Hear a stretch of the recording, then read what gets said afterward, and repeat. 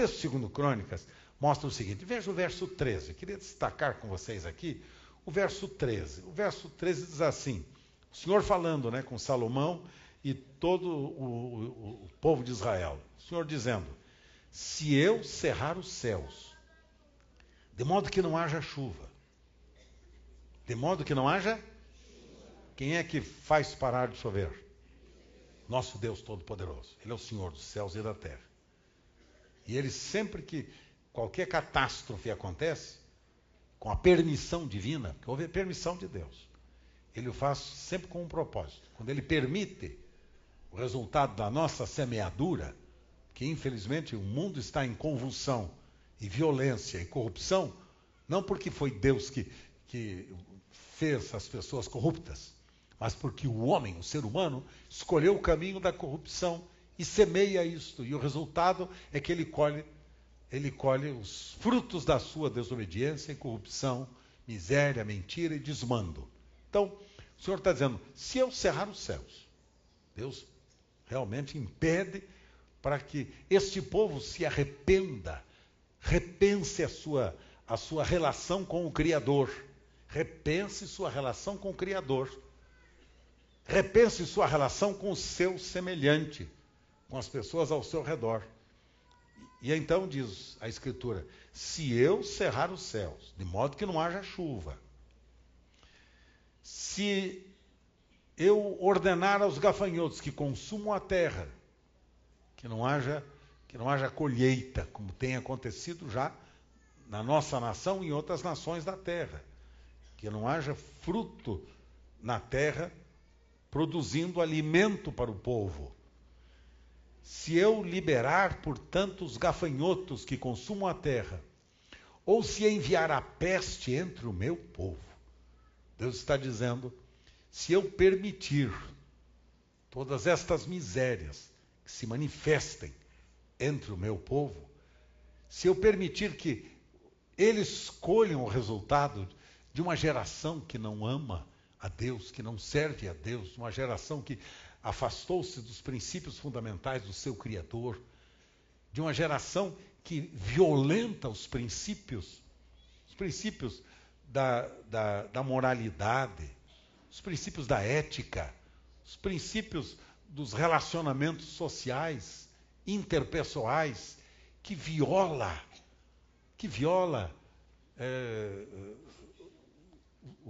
o próprio vizinho, quebrando as suas fronteiras, invadindo as suas fronteiras, com violência, agredindo, matando, destruindo. As coisas que nós estamos nesses dias testemunhando são tristes aos nossos olhos. Fruto exatamente de uma geração que se afastou completamente de Deus. Estava ouvindo esses dias, lendo um jornal esses dias, a presidente da Alemanha, a primeira-ministra da Alemanha, Angela Merkel, ela dizia o seguinte, está na hora dos cristãos voltarem a Deus. Está na hora dos cristãos na Europa regressarem às suas igrejas de origem, regressarem aos seus princípios de fé que abandonaram. É uma governante, ela é luterana, de fé luterana, Angela Merkel. Ela é de fé luterana. Então, está dizendo, está na hora do povo que se diz cristão voltar. Porque o que está ocorrendo é exatamente isso. Os prédios na Europa, que antigamente serviram para abrigar multidões de cristãos, hoje em dia, a grande maioria deles foram fechados. Se transformaram em casas de show, outros em danceterias e outros em mesquitas muçulmanas. Sabiam disso? Eu mesmo estive com o Sueli, estivemos há uns 2 anos atrás na Inglaterra, em Londres, e eu vi um movimento muito grande no centro de Londres ali, e estava o pastor que me havia convidado para estar lá, alguns, cheguei e vi uma multidão em frente a um prédio bonito, que era um prédio de uma antiga igreja anglicana, um prédio daqueles góticos, olha, uma coisa linda. Aí eu falei para o pastor, eu falei, poxa, que maravilha, está lotada esta igreja aqui, anglicana, que maravilha, que tem gente aqui na frente. Aí ele falou, não, isso aí não é mais. Ele falou, aqui agora é uma biblioteca do Islã, biblioteca muçulmana. Transformaram numa biblioteca muçulmana, de livros e referências, né, da religião do Islã. Eu disse, não. E ele se reúne aqui na frente, o senhor está vendo, ele me mostrou, está vendo ali? Ele se reúne para trocar ideias e notícias sobre os países árabes. Eles reúnem-se para trocar ideias e notícias sobre os acontecimentos dos países árabes. Tem nada a ver com o cristianismo aqui. E esse pastor me dizia, pois exatamente assim está a Europa. Exatamente assim. Queridos meus, não é para menos que a peste tem surgido, que os gafanhotos têm comido os alimentos e que as misérias e desgraças e violências se multipliquem entre as nações. Porque o ser humano se afastou de princípios fundamentais. Agora, mais do que o ser humano, a Escritura diz assim, se o meu povo, Deus chamando a atenção do povo dele, de mim e de você. É o meu povo, diz o Senhor. Não é o ímpio, né, sem Deus, sem temor de Deus. Não é este, não. A Escritura que você leu comigo diz, se o meu povo, Deus está querendo falar com quem, meus irmãos? Com o povo dele. Ele diz, é o meu povo que eu quero chamar a atenção. Se o meu povo que se chama pelo meu nome, se eu permitir que verso 13, o finalzinho, né, do parágrafo, se eu permitir que esta peste, que esses gafanhotos, que não haja chuva, muita seca, se eu permitir esses acontecimentos todos, e se permitir que isso aconteça entre o meu povo, diz o Senhor, para chamar a atenção de quem? Chamar a atenção de quem, pessoal? De nós. Porque isso diz respeito a nós. Nossa responsabilidade é abençoar as famílias da terra. Nós somos o sal da terra e somos a luz do mundo. O segredo de abençoar as nações da terra está em nossas mãos. Quando eu vejo um presidente da Câmara de Deputados, que se diz cristão evangélico, como sinônimo de corrupção, de desmando, de vergonha. Estava lendo uma revista, Christianity Today, Cristianismo Hoje, revista, inclusive, americana, que fala sobre esse assunto do nosso presidente. Exatamente, a reportagem trata, né, numa das suas principais matérias, do escândalo do presidente da nossa Câmara de Deputados, que se diz evangélico, que se diz cristão, que tem programa de rádio, né, que fala como qualquer crente fala, que eles ganham a linguagem. Só tem linguagem, só tem a verbosidade, mas não tem caráter, nem conduta apropriada. Quando eu vejo o presidente da nossa Câmara de Deputados, um dos órgãos de representação da nossa nação mais importantes, de governo da nossa nação mais importantes, quando eu vejo isso, eu fico pensando, onde está o povo de Deus numa hora dessa? Este que se diz povo de Deus está envolvido com corrupção, com miséria, como o ímpio está fazendo, muitos e muitos pastores, líderes estão fazendo igual. O povo andando no mesmo caminho. Porque o povo às vezes não tem discernimento. E como o seu líder vai nesta direção, o povo que não conhece a Deus e a sua palavra acaba caminhando junto, acaba fazendo junto. Visitei há pouco tempo atrás um grupo religioso por aí, né? Não vou dizer aonde, senão vocês vão descobrir. Eu não tenho interesse em falar de ninguém, mas uma igreja horrível. Eu e o pastor Sueli, que estivemos, que vimos, que ministramos, e uma coisa horrível, um povo triste, um povo abatido, um povo sem motivação, sem desafios. Uma coisa, sinceramente, pessoal, eu e Sueli estávamos tristes lá com aquela realidade que víamos lá. E quando nós saímos de lá e que vimos, né, como o processo de administração foi conduzido por aquele líder, eu e Sueli chegamos à seguinte conclusão: tal líder, tal povo. Dá uma olhada como está o povo. Porque o líder é irresponsável. O líder não tem respeito pelas pessoas. O líder não tem temor de Deus. Ele mente com uma facilidade que eu e Sueli ficamos embasbacados. Sabe o que é embasbacado? Sabe? Não? Nem eu. Bom, confusos, né? Admirados, é isso aí. Ficamos, eu e Sueli, viemos tristes, não foi, filha? Viemos tristes de lá, de ver um líder mentindo.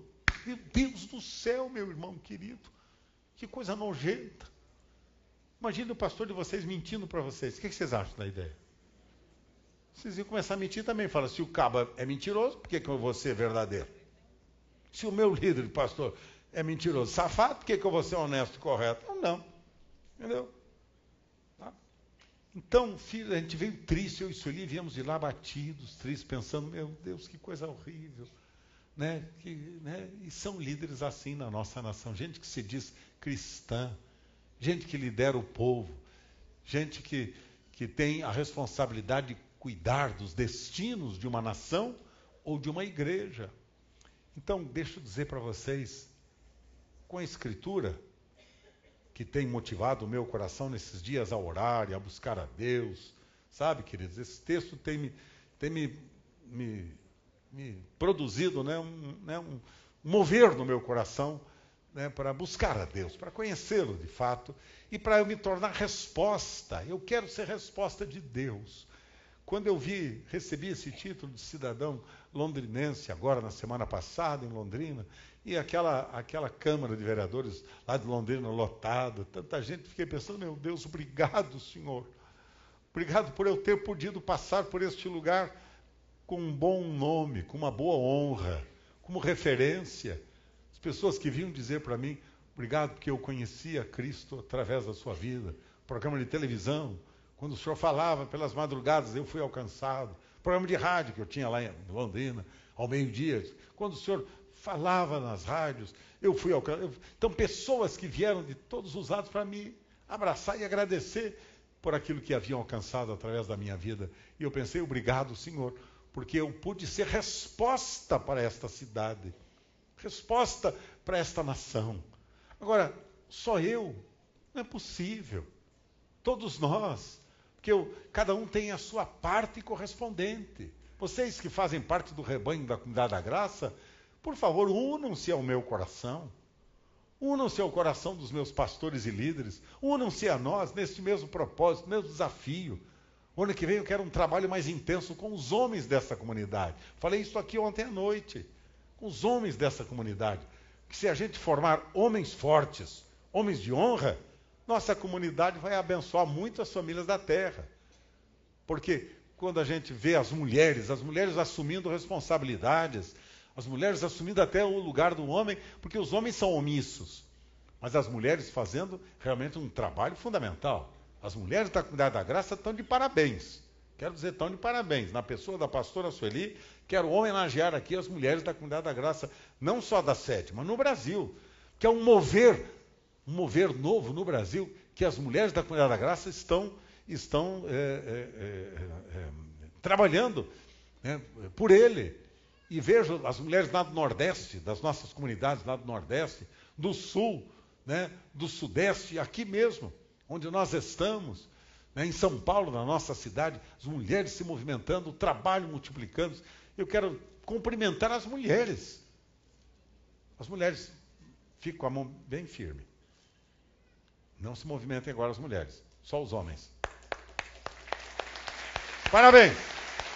Não, senhora não. Senhora no movimento. Não, senhora. Para a senhora. Gracinha. Eu não quis que a senhora batesse palma, porque eu quero que a senhora receba uma palma. A nossa gratidão. Né? Você, homem, dá um toque na mulher do seu lado e fala, ó, mina, tu é fera, hein, mina? Binho, fala aí, Binho. Tu é fera, hein, mina? Toma lá teu jeito. Não é não? Mas e os homens? Quando os homens não sabem qual é o rumo a tomar, como é que a gente vai fazer, pessoal? Quando as mulheres têm que assumir a liderança da sua família, porque os homens covardemente não conseguem dirigir, administrar seu lar, não conseguem cuidar da sua casa. Quantas mulheres sofrem? Eu conheço, não só aqui, mas fora. As mulheres sofrendo, elas que têm que administrar, porque eu conheço uma que o marido não consegue emprego há quantos anos? Ele uns 20, 30 anos? Não tem emprego para o cara. Não tem emprego para ele. 20, 30 anos de tadinha da mulher, ó. E ela trabalha, e cuida da família, ajuda o lar, a família, ajuda o marido a pagar as dívidas dele, coisa, e ela trabalha desesperadamente, e agora ela está enferma, inclusive, precisando até de um tempo para renovar a sua saúde, porque tem um marido que ele acha que a função dele é nem tem emprego, nem procuro, nem me interessa, nem lavar louça, que pelo menos lavar louça podia, né? Podia lavar a louça, né? Teve um que quando eu cheguei ele estava lavando a roupa. A mulher estava trabalhando, Não, eu cheguei numa casa por aí, a mulher estava trabalhando, e quando eu cheguei lá, o cara estava na máquina de lavar, arrumando, botando roupa na máquina. Eu falei, ô cara, o que você está fazendo aí? Eu estou lavando a roupa. Por quê? Não, porque ele está trabalhando. E você, seu safado, nojento? E você? Eu falei, eu que dei esta máquina para ela. Cara de pau, meu Deus do céu. Cara de pau. Filhos, Deus está dizendo, se o meu povo se chama pelo meu nome, fizer o quê? Se humilhar. Então, o primeiro passo, o que é se humilhar? Se humilhar é reconhecer a sua pequenez, sua fragilidade, sua dependência de Deus. Se humilhar não é ficar com a carinha de coitada. Cuidado com esses que têm carinha de coitado. Cuidado com quem tem carinha de coitado. Porque, olha, eu vou dizer uma coisa, tem uns bodezinhos com pele de ovelha, que não é fácil, não. É só você contrariar. Contraria a pessoa, você vai ver quem ela é. Contrariou, lá vem o coice. Não vão mais nessa igreja. Vão na outra, que lá outra o pastor é mais legal. Tem olhos azuis. Né? Conhece aí que tem olhos verdes. Já viu meus olhos verdes? Viu? Não sei quando, mas tudo bem. Queridos meus, uma coisa tem que acontecer. Se humilhar. Reconhecer a minha insuficiência, a minha dependência de Deus. Reconhecer a minha pequenez.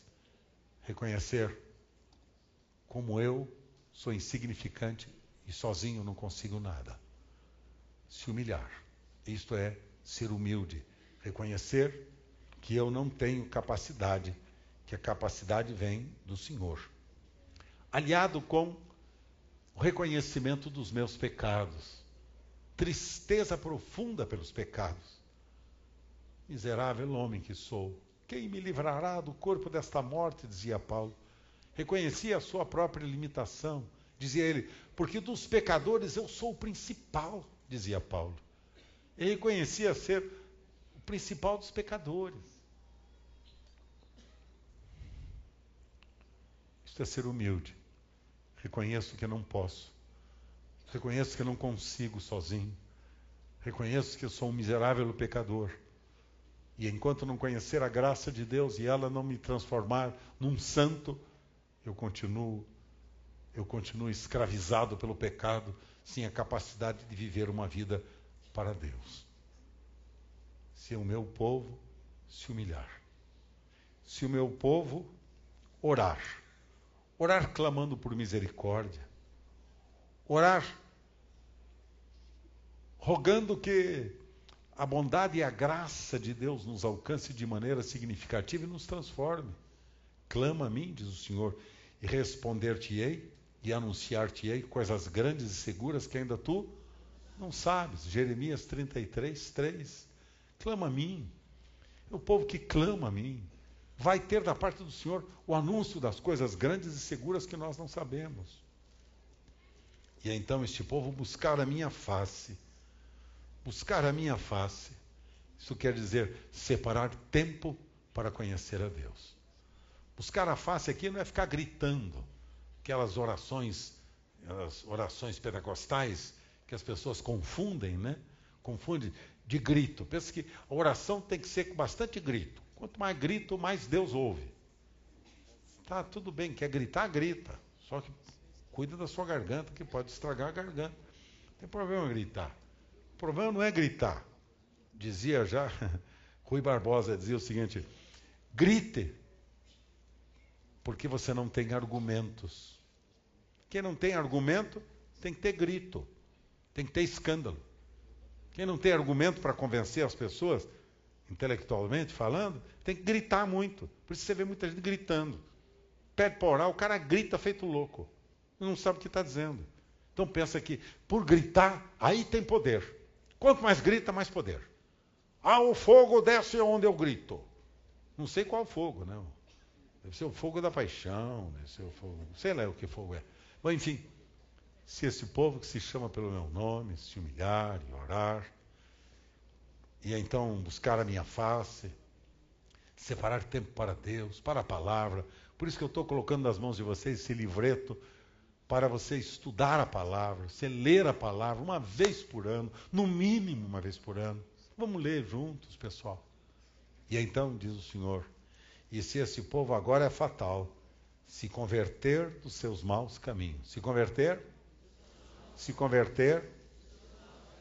porque não adianta nada, filhos queridos, eu reconhecer meus pecados, eu confessar meus pecados, clamar pela misericórdia de Deus, ser alcançado pela bondade do nosso Pai, e eu não mudar,